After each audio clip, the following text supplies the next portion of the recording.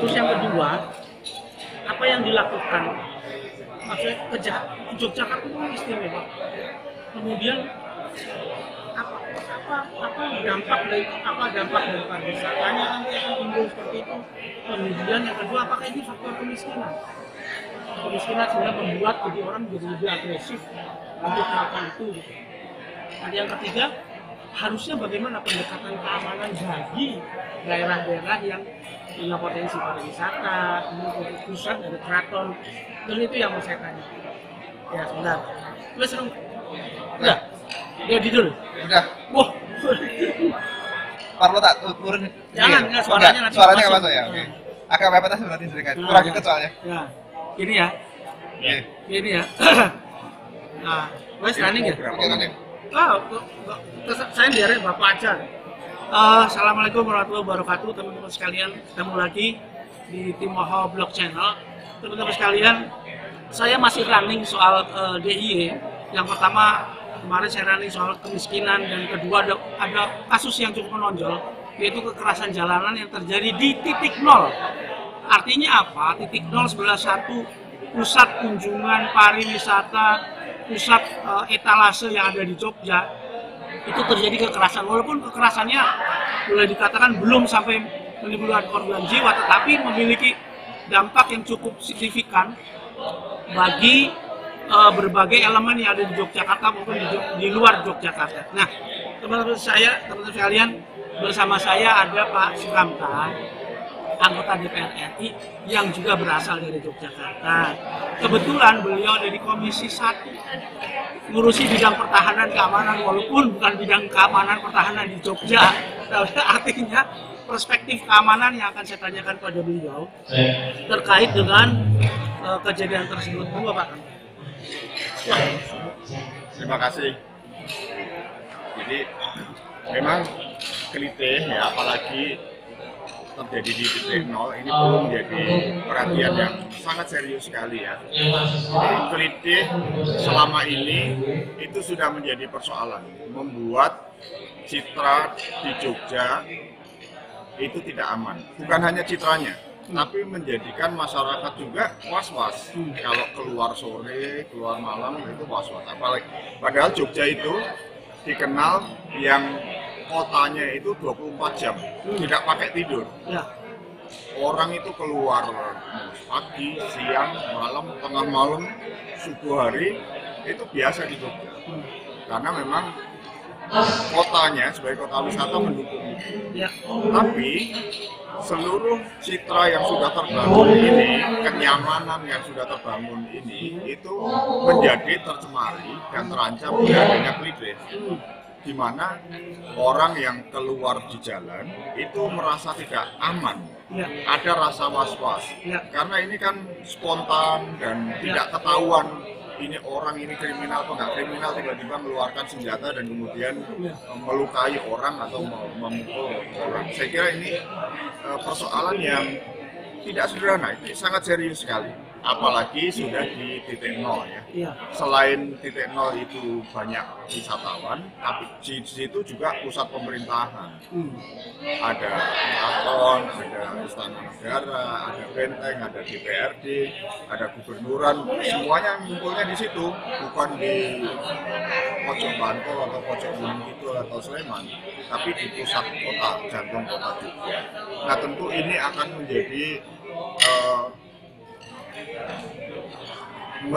memberikan efek buruk bagi citra keamanan di Yogyakarta. Nah, kekerasan itu saja itu mestinya tidak boleh terjadi di masyarakat beradab.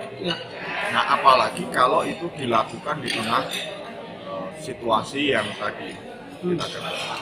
Maka ini perlu menjadi perhatian yang serius dari Pemda, Pemprov, Gubernur, DPRD, dan seluruh pemerintahan daerah di Provinsi DIY maupun di kabupaten-kabupaten. para bupati, wali kota dan seluruh stakeholder. Baik, Pak Kamta, dalam pandangan Bapak sebagai wakil rakyat di DPR di pusat gitu loh, Yogyakarta kan menjadi satu lokus atau tempat yang sangat istimewa. Nah, dengan berbagai ada pariwisata, pendidikan, budaya. Nah, adakah harus ada pendekatan keamanan yang seperti apa bagi Jogja Ya. itu supaya untuk Nah, situasi ini, awareness ini memang harus dibangun. Ada pendekatan keamanan itu ya, saya kira itu perlu dilakukan, tapi juga perlu pendekatan yang lain yang juga efektif untuk menghilangkan perilaku klise ini. ya, Dalam konteks pendekatan keamanan, sebetulnya saya berharap kita ini bisa satu, kita mengandalkan institusi pengamanan seperti Polri. ya. Harapan kita mungkin patroli itu diperbanyak besar. Polda sudah beberapa kali membuat program-program itu, kadang-kadang berhasil dengan baik, sementara terus muncul lagi kambuhan. Gitu. Maka patroli itu perlu diperbanyak. Ketika jumlah polisi untuk patroli itu berkurang, bagus kalau pemerintah provinsi dengan dana keistimewaan itu merekrut patroli di malam atau siang hari, khusus pasukan patroli kayak semacam Satpol PP gitu. Oh gitu. Ya. Tapi dengan tugas patroli keliling, tugasnya bukan ngendon di pos-pos kantor-kantor pemerintahan. Nah, baiknya memang ini kerjasama dengan polisi, karena institusi pengamanan itu kan stakeholder utamanya polisi. Tapi kalau jumlahnya kurang, sangat bagus mungkin Pemprov itu merekrut tambahan Satpol PP khusus untuk membantu Polri dalam pengamanan. Baik. Nah, terus di Jogja juga ada tradisi ronda, saya kira ini juga baik untuk dicoba terus supaya membantu pengamanan. Tetapi patroli itu menurut saya salah satu yang sangat membantu. Yang bisa diandalkan untuk Bisa meredam diandalkan, gitu. ya. Dan patroli yang sifatnya keliling, Ya. ya tentu tidak perlu dibekali dengan senjata api, tetapi mereka dengan jumlah yang cukup, dengan seragam sehingga identitasnya jelas, harapannya itu bisa membantu. Yang ketiga, pendekatan yang lain, di dalam setiap kelompok itu selalu ada dedengkotnya, selalu ada bosnya, selalu ada pawangnya, Gitu. selalu ada itu. Jadi kelompok-kelompok kan gangster, kata-kata gangster. Mau kelompok kekerasan, kelompok gangster, kelompok kesukuan, kelompok apa saja pasti ada bosnya di situ. Ada dedengkotnya. Ya, ada dedengkotnya. Nah, saya kira sangat bagus pendekatan-pendekatan psikososial ya dari pemerintah provinsi untuk mendekati tokoh-tokoh ini. Tokoh-tokoh masyarakat dan tokoh-tokoh dedengkot itu. Dedengkot ini untuk saling berkomitmen, diajak komitmen untuk menjaga kondusivitas kota Jogja dan keseluruhan, bukan kota Jogja aja. Soalnya begini Pak Kamtas, mohon maaf, beberapa waktu yang lalu kan pernah dengar ada kekerasan yang melibatkan suku tertentu yang di sana. Itu apakah juga bagian dari, saya nggak ngerti ya, kok selalu identik dengan apa? Maksud saya kekerasannya itu tidak berhenti gitu, tidak stop walaupun ada upaya-upaya yang dilakukan. Ya, tapi klitih ini kan tidak identik dengan suku tertentu. Ya, iya. Klitih ini kan anak Jogja sendiri. Ya. Nah, ini menurut saya ini penting untuk ada jangkauan dari pimpinan daerah di DIY ini kepada kelompok-kelompok ini. Apakah yang mendekati polisi, apa yang mendekati kepala daerah, tapi ada upaya menjangkau itu supaya masing-masing itu bisa mengendalikan tanda kutip anak buahnya. Jadi nanti kalau ada yang biasanya di setiap grup itu, kalau ada yang menyimpang dari kesepakatan grup, itu akan terasingkan. Oh, oleh grupnya itu sendiri ya. Kalau dia terasingkan, ini grup kekerasan, itu akan terancam dia kalau sendirian. Akan diancam oleh lawannya, akan diancam oleh temannya. Anggotanya sendiri. Nah, sehingga dia menjadi tidak berani. Nah, itu harapan kita. Berarti ada dua pendekatan aparat keamanan yang melakukan patroli dan berbagai upaya hukum ya. Ya. Upaya hukum itu. Dan Nah, yang itu kedua yang adalah keempat. psikososial. Oh, Yang iya. keempat adalah upaya hukum, penegakan hukum. Oh, gitu. Jadi memang kita seringkali kan melakukan pendekatan persuasif, kita melakukan permaafan, apalagi pelakunya kalau di bawah umur. Tapi kadang-kadang, ya kadang-kadang, contoh itu perlu. Begitu. Maksudnya gimana? Oh, contoh perlu. Ya gimana contoh maksudnya? misalnya pelaku kekerasan itu ditindak betul secara hukum, Tidak tegas. ditindak tegas. Biar efek jerah apa gimana? Ada efek jerah harapannya. Nah, yang berikutnya yang tidak kalah penting sebetulnya kerjasama dengan kampus atau NGO. Oh, Karena persoalan ini kan sudah bergenerasi-generasi. Ini kan peristiwa yang sudah lama. Kalau sudah lama bergenerasi-generasi itu berarti ada persoalan sosial yang perlu diselidiki latar belakangnya, perlu diriset, diteliti.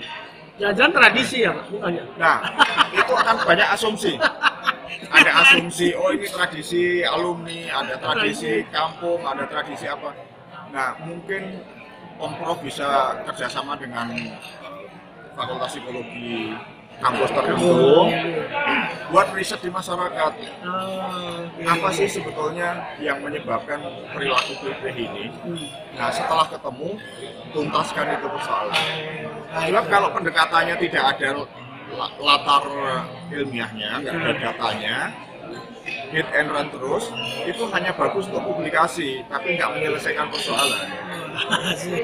Bagus untuk publikasi. Gimana Pak? Artinya nih Artinya bagus untuk publikasi itu, oh lembaga ini sudah melakukan ini untuk mengatasi kritik, gitu.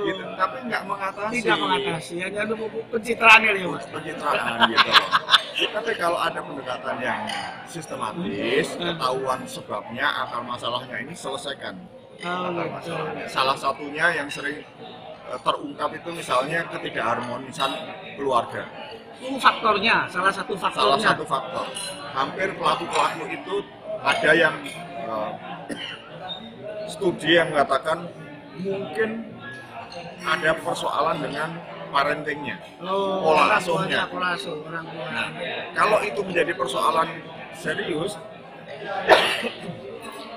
kan Pemprov bisa menggulirkan program-program yang bisa menyelesaikan itu.